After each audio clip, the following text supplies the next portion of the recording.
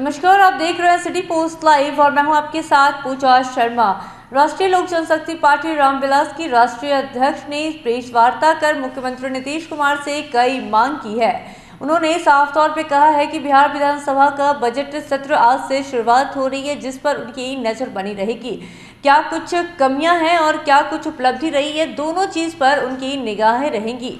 इसी के साथ साथ कई मांग करते हुए नजर आए हैं चिराग पासवान। उन्होंने कहा है कि हमारी कुछ मांग है जो मुख्यमंत्री नीतीश कुमार को माननी ही पड़ेगी। इसी के साथ साथ पूर्णिया में हो रही रैली को भी लेकर बड़ा सवाल खड़ा किया है। उन्होंने कहा है कि जनता के लिए क्या कुछ काम हो रहा है, मुख्यमंत्री नीतीश कुमार पहले तो यह बताएं। जनता को बरगलाने की कोशिश कर रहे हैं, जनता को गुमराह करने की कोशिश कर रहे हैं। साथ ही साथ उन्होंने कहा जो बिहार के मुख्यमंत्री नीतीश कुमार बिहार को विशेष राज्य का दर्जा की जो मांग कर रहे हैं वो इसलिए कर रहे हैं क्योंकि जनता को उन पर विश्वास हो, जनता को एक तरह से गुमराह करने की साजिश कर रहे हैं मुख्यमंत्री नीतीश कुमार। आगे सुनिए और क्या कुछ कह रहे हैं चिराग पासवान और क्या कुछ उनकी मांग है वो पहले आप सुने। भाई आप तो शिक्षा मंत्री को हटाने की मांग कर रहे हैं, हम तो चाहते हैं कि बिहार के मुख्यमंत्री हट जाए।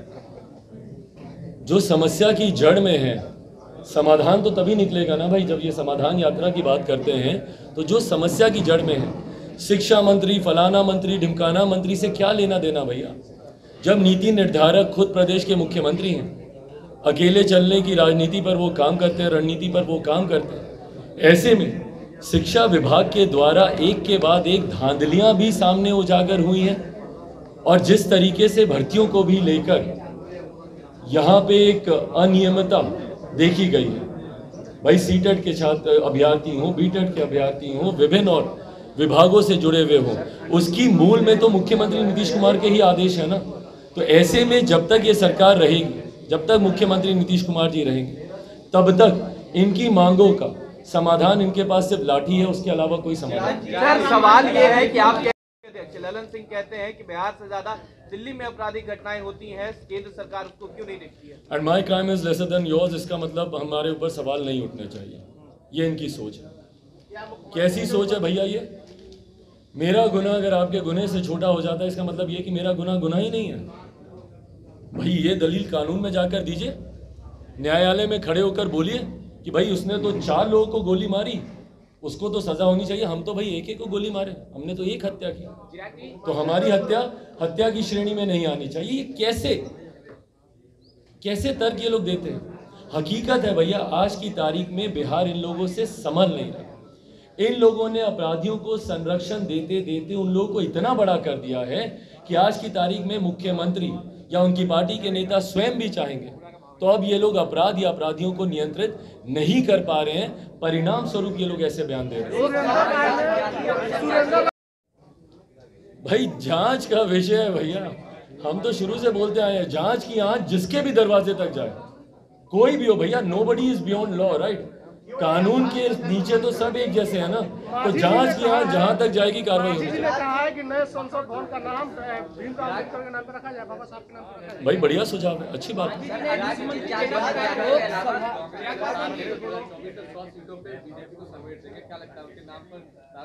भाई बताइए 100 सीटों पे समय देंगे, जो खुद नेता विपक्ष की भूमिका में नहीं आ पा रहे हैं वो लोग 100 पे समेटने की बात कर रहे हैं।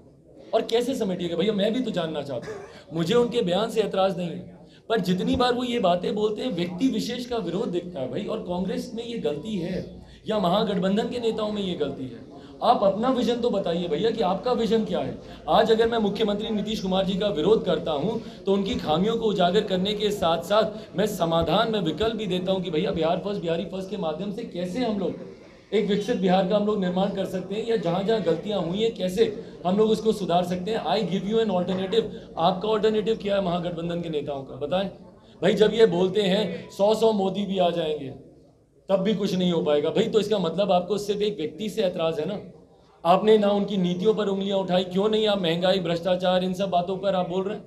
आप सिर्फ एक व्यक्ति विशेष पे आप आरोप कर रहे हैं। इनकी महागठबंधन की रैली जो इन्होंने गृह मंत्री जी को अपनी शक्ति दिखाने के लिए की थी, भाई क्या जरूरत है उस रैली का? सत्ता में है आप हैं, सत्ता में रहते हुए लोग शक्ति प्रदर्शन कर रहे हैं भाई, ये तो पहली बार सुनने को मिला। इसका मतलब कहीं ना कहीं आपको अपने ऊपर भी विश्वास नहीं है, खुद को आप लोग दिखाना चाह रहे हैं कि भाई आप में शक्ति है कि नहीं। और उस रैली में उस रैली में, भैया ये गंभीर बात है, सुनिएगा इसको गंभीरता से, आपके सवाल को मैं जरूर लूंगा अपनी बातों को समाप्त करने का।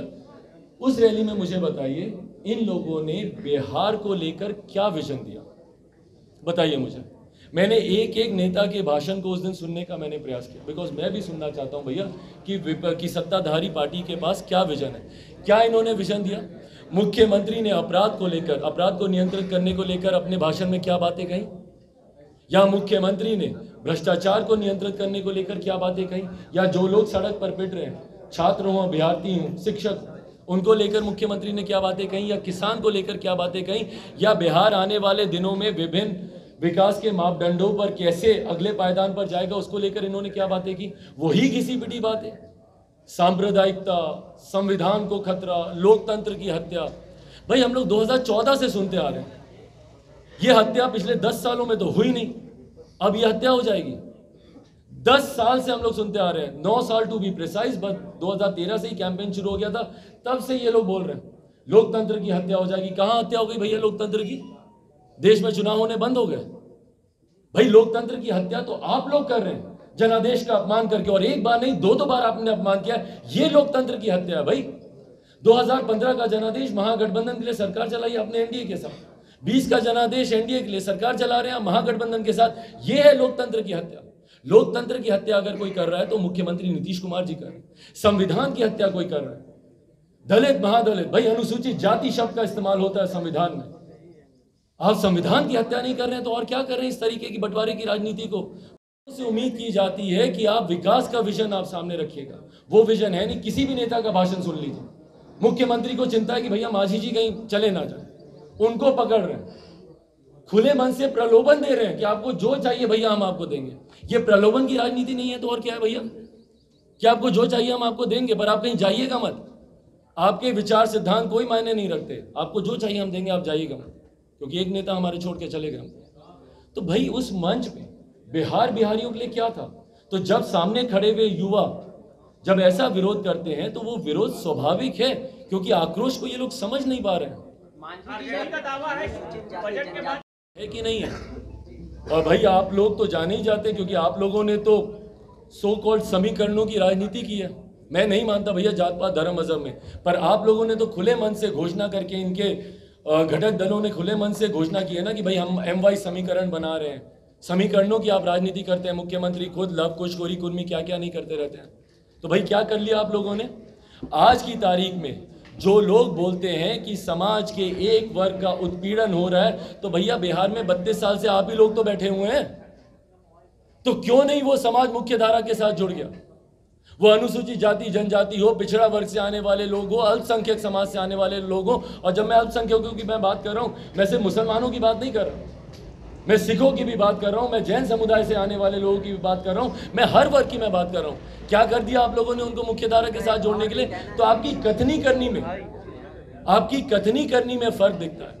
वोट बैंक की राजनीति जो लोग करेंगे उनका हर्ष यही होगा, तीसरे नंबर की पार्टी बने रहेंगे और कृपा पर मुख्यमंत्री बनेंगे। सुना आपने क्या कुछ कह रहे थे चिराग पासवान? साफ तौर पर उन्होंने कह दिया है कि मुख्यमंत्री नीतीश कुमार बंटवारे की राजनीति करते हैं।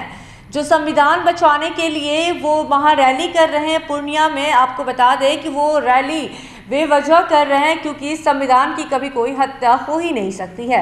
ऐसा कहना है राष्ट्रीय लोक जनशक्ति पार्टी रामविलास के राष्ट्रीय अध्यक्ष चिराग पासवान का। साफ तौर पर उन्होंने कह दिया है कि जो दलित के यहाँ मौत होती है और मुख्यमंत्री नीतीश कुमार की वजह से ही होती है, उन्हें मुआवजा दे सरकार, एक सरकारी नौकरी और 4 लाख रुपया उन्हें देना चाहिए।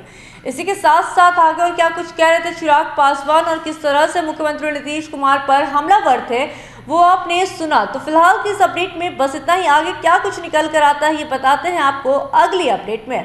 तमाम छोटी बड़ी खबरों के लिए बने रहें सिटी पोस्ट लाइव के साथ। इस वीडियो को लाइक करें, शेयर करें और अगर अभी तक आपने हमारे चैनल को सब्सक्राइब नहीं किया है तो चैनल को जल्द से जल्द सब्सक्राइब कर लें। धन्यवाद।